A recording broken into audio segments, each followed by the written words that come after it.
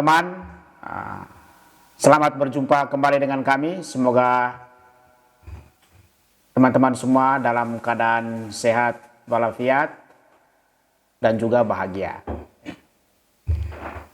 Hari ini saya sudah ditemani oleh pakar kita, Bang Julius Caesar Salang. Salam Bang. Suaranya mana Bang? Biasa beliau ini kalau belum panas itu suaranya tidak keluar. Ya teman-teman sekalian, pada hari ini kita akan membahas, Bang Jul, kita akan membahas topik tentang mencari wakil untuk Ganjar. Hari ini, jadi hari ini kita membahas mencari wakil untuk Ganjar. Nanti pada kali lain, supaya lebih adil, kita juga akan membahas mencari wakil yang pas untuk Anies Baswedan dan juga Prabowo Subianto. Karena teman-teman sekalian, kita sudah dapat memastikan 80-90% hanya ada 3 poros yang akan berpartisipasi dalam kontestasi pemilu pada tahun 2024. Yaitu poros PDIP yang sebentar lagi yang sudah didukung oleh P3 dan sebentar lagi PAN. Lalu kemudian poros Koalisi Indonesia Raya ya, yang dimotori oleh Gerindra, dan di sana ada PKB dan ada cerita bahwa sebentar lagi Golkar juga akan merapat ke sana, karena ya kita harus memastikan bahwa koalisi Indonesia Bersatu itu sudah bubar, dia sudah layu sebelum berkembang. Lalu kemudian poros yang ketiga ya tentu poros Koalisi Perubahan. Di sana ada Anies Baswedan. Jadi pada kali lain Bang, kita juga akan membahas siapa sih ya wakil-wakil yang cocok untuk mereka itu. Ya.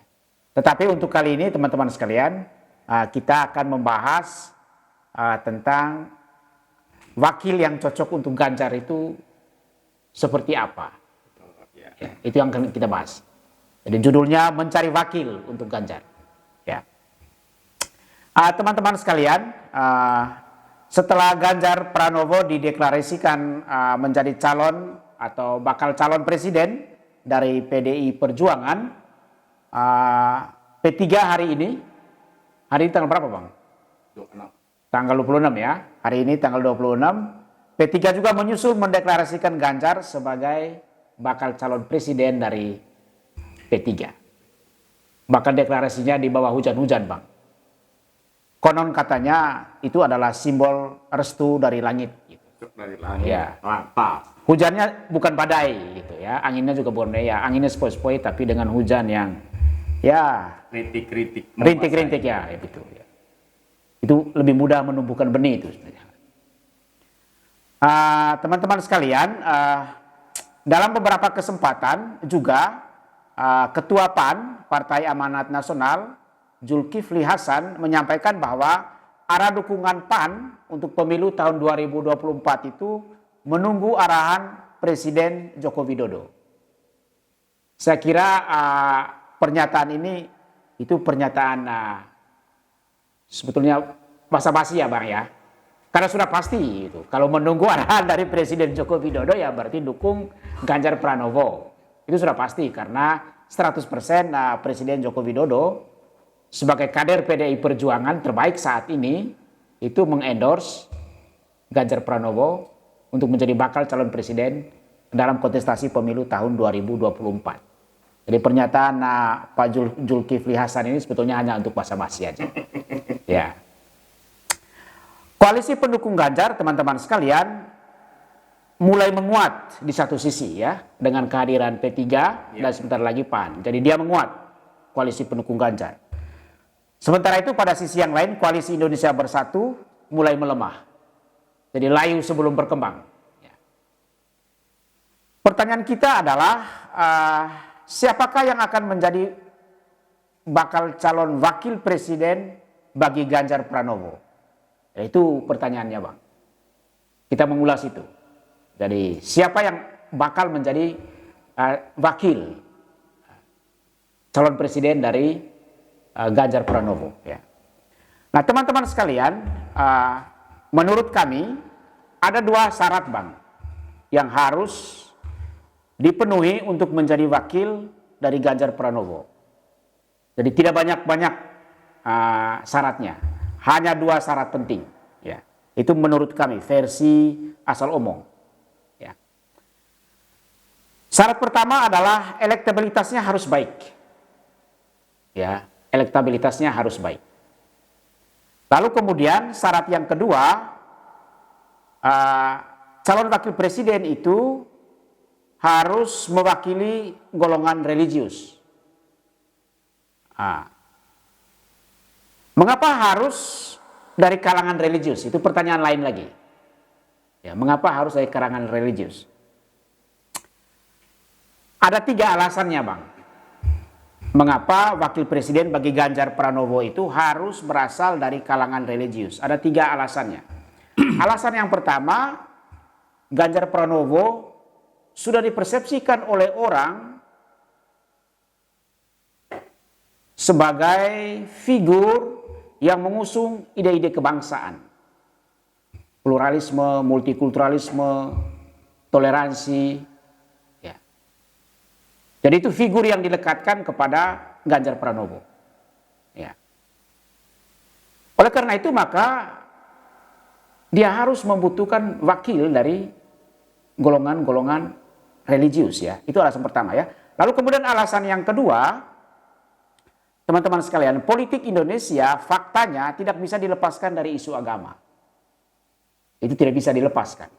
Kita bukan negara yang sekuler, yang ada batas demarkasi yang sangat jelas urusan agama dengan urusan negara. Gitu. Politik itu adalah urusan publik negara, agama itu adalah urusan privat. Tetapi dalam konteks masyarakat kita tidak menganut paham itu. Agama itu menjadi faktor yang menentukan juga dalam setiap proses-proses politik kita. Itu alasan kedua, mengapa wakil presiden dari Ganjar Pranowo itu harus memenuhi syarat religiositas. Ya. Lalu kemudian alasan yang ketiga, mengapa harus memenuhi alasan religiositas? Alasan yang ketiga adalah bahwa basis religiositas lebih mudah diterima oleh berbagai golongan. Agama apapun di Indonesia masih lebih cenderung toleran dengan basis religiositas ini. Agama apapun, Kristen, Protestan, Katolik, Protestan, Hindu, Buddha dan lain sebagainya. Ya, bila dibandingkan dengan figur yang merepresentasikan atau yang berasal dari identitas sosial yang lainnya, misalnya etnis misalnya. Ya. Jadi kalau dia itu mewakili etnis, mungkin akan sulit diterima oleh oleh seluruh masyarakat Indonesia. Ya. Atau kalau dia juga berbasis dari militer, juga akan menimbulkan perdebatan karena orang masih trauma dengan Orde Baru. Dan juga sudah 2 periode kepemimpinan Joko Widodo itu adalah sipil-sipil. Itu artinya bahwa sipil sanggup mengelola negara ini. Nah, itu 3 alasan, Bang, mengapa prinsip religiositas itu menjadi pertimbangan yang sangat penting, ya, untuk menjadi wakil dari Ganjar Pranowo. Nah, ada 2 kelompok sosial religius yang dapat memberi kontribusi untuk Ganjar, ya. Kedua kelompok religius itu adalah Muhammadiyah dan juga NU, Nahdlatul Ulama. Kita tidak bisa menafikan itu. Jadi NU dan Muhammadiyah itu adalah kelompok keagamaan yang paling besar di Indonesia ini, ya, yang paling besar. Ya. Persoalannya begini, ya. Kalau wakilnya berasal dari kalangan Muhammadiyah, kalangan NU akan mempersoalkannya. Kenapa harus dari Muhammadiyah? Kami juga punya tokoh, apalagi NU kan punya tokoh banyak. Mereka tidak kurang dalam figur-figur nasional, Bang. Sebaliknya juga kalau dia berasal dari kalangan NU, Muhammadiyah juga mempersoalkan. Dia bilang kami juga punya tokoh banyak. Nah, oleh karena itu teman-teman, pojok channel asal omong, yang paling rasional itu adalah figur yang paling tepat itu adalah mewakili kedua kelompok religiositas ini. Ya, figur itu harus bisa diterima oleh Muhammadiyah dan juga bisa diterima oleh NU. Nah, berdasarkan ulasan singkat tersebut, teman-teman sekalian, maka figur yang paling tepat saat ini, masih ada beberapa waktu ke depan, masih ada beberapa bulan lagi, ya. Tetapi yang paling tepat untuk saat ini, teman-teman sekalian, yang perlu kita, yang bisa kita lirik, yang bisa kita propose, yang paling tepat untuk saat ini adalah Erick Thohir. Ya. Mengapa Erick Thohir? Pertama, Erick Thohir sudah dikenal luas di kalangan NU. Ya. Lalu kemudian Erick juga saat ini menjabat sebagai Ketua Masyarakat Ekonomi Syariah. Sudah melekat identitas keagamaan di situ. Selain itu, Erick juga bukan elit partai politik. Kalau dia elit partai politik, maka akan mungkin sulit diterima oleh ketua-ketua partai, kan? Kan begitu. Kalau dia elit PAN misalnya, mungkin P3 bilang, kenapa harus Erick? Kami juga punya. Mungkin Nasdem. Mungkin Sandiaga Uno, mungkin. Ya. Lalu kemudian saat ini juga PAN, Partai Amanat Nasional, juga sudah mengumumkan bahwa pasangan Ganjar dan Erick Thohir. Itu artinya bahwa saya kira Erick Thohir berdasarkan dua fakta itu, tiketnya untuk menjadi wakil Ganjar itu masih jauh lebih terbuka. Jauh lebih besar kemungkinannya. Apalagi tingkat elektabilitas dia lumayan baik. Jika dibandingkan dengan bahkan dengan AHY sebetulnya. Atau dengan kader-kader yang lain. Ya itu teman-teman sekalian, beberapa hal yang fakta yang terjadi saat ini, Bang. Atau mungkin ada figur yang lain, ya misalnya ada Mahfud MD yang juga sekarang itu menjadi sangat populer karena kasus serangannya, kasus apa kemarin ya, dialognya, debatnya dengan DPR, ya, lalu kemudian rating dia itu cukup naik, ya. Tapi masalahnya kalau Mahfud MD itu adalah apakah Mahfud MD itu diterima di kalangan NU. Nah, fakta pemilu 2019 justru dia ditolak oleh kalangan NU dan meragukan apakah dia orang NU. Nah, begitu ya. Lalu kemudian kalau dia juga apakah dia diterima oleh P3. Nah, kita semua tahu dia punya masalah dengan sampai sekarang ya yang kita tahu bahwa mereka belum pernah bertemu kembali ya, Mahfud dengan Romi. Romi ini kan masih ketua dewan pembina kalau saya tidak salah partai P3 itu. P3. Ya. Jadi ya kurang lebih ya begitu, Bang. Atau Abang mungkin ada pandangan lain atau seperti apa gitu. Silakan, Bang. Sebenarnya sih memang menarik. Saya lebih tertarik kita bicara tentang Erick Thohir dulu. Ya. Ini sangat menarik. Erick Thohir udah sangat dikenal kalangan luas. Dia warga NU, bahkan dia anggota kehormatannya Banser. Anggota kehormatan Banser. Anggota kehormatannya Banser. Dan yang menariknya hari ini kita berapa? PAN mendorong dia untuk menjadi wakilnya Ganjar. Ya. Padahal kita tahu PAN itu merepresentasi Muhammadiyah. Iya. Ya. Ini sesuatu menurut saya luar menarik, biasa. Ya. Artinya itu jalan tol bagi Erick Thohir sebetulnya ya.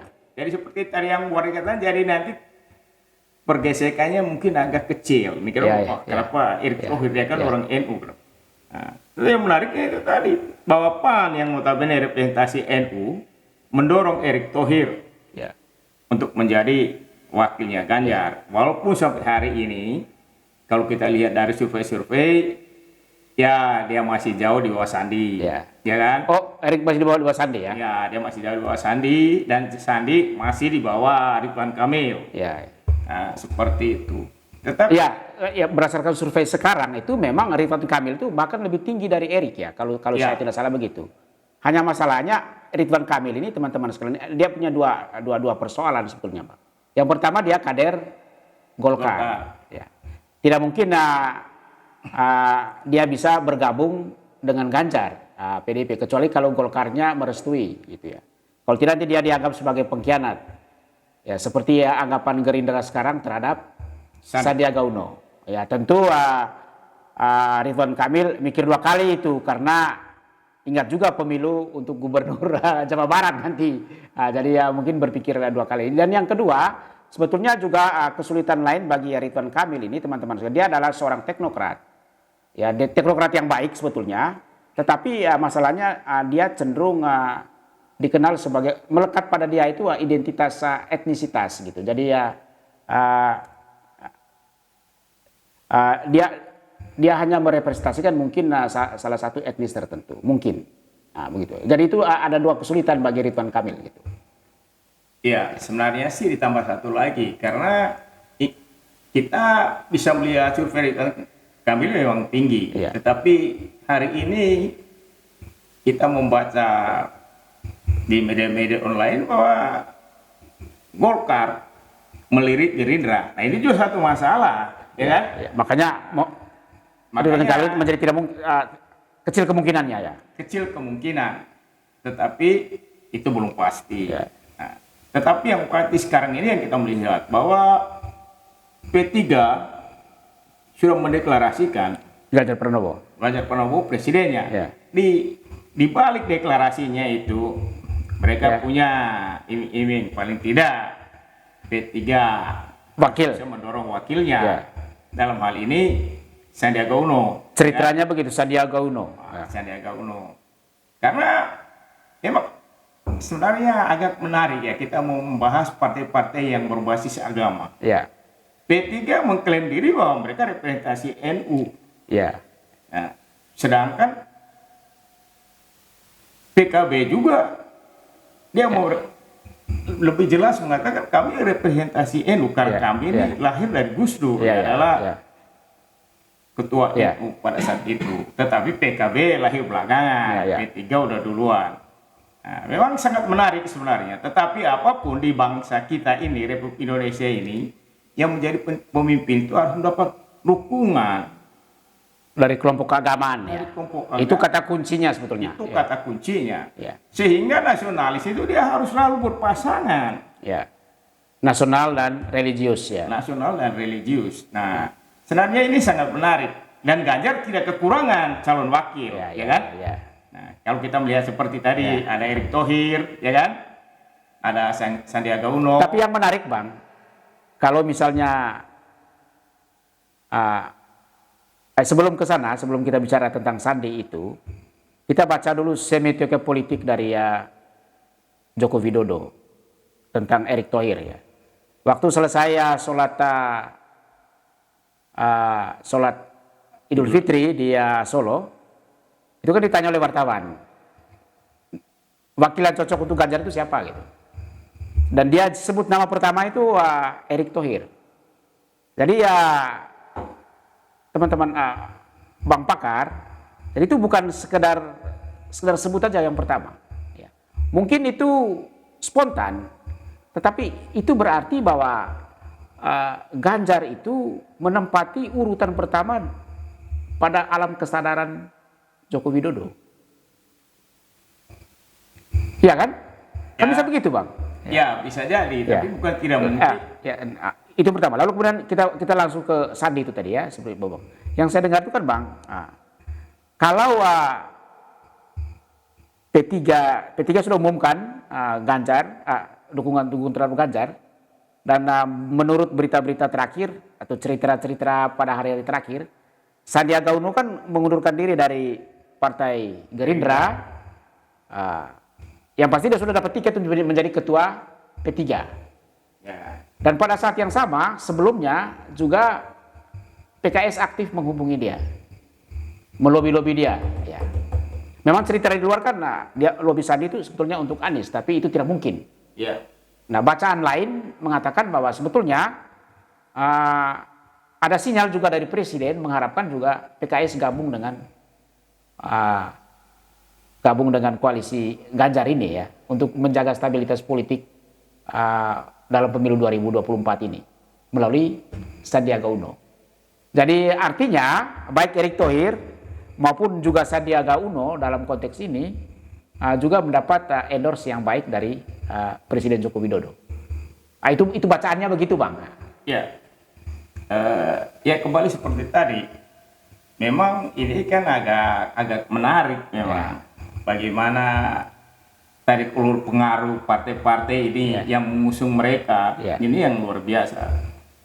Karena kalau kita melihat statementnya P3 bahwa memang mereka dari dulu sudah bersama-sama dengan PDI dan PDIP, apalagi di Jawa Tengah mereka sama-sama mengusung Ganjar jadi gubernur kan, dan sampai hari ini. Oh ya, P3 ya, betul ya. Dan P3 ini tetap mempertahankan sejarah itu.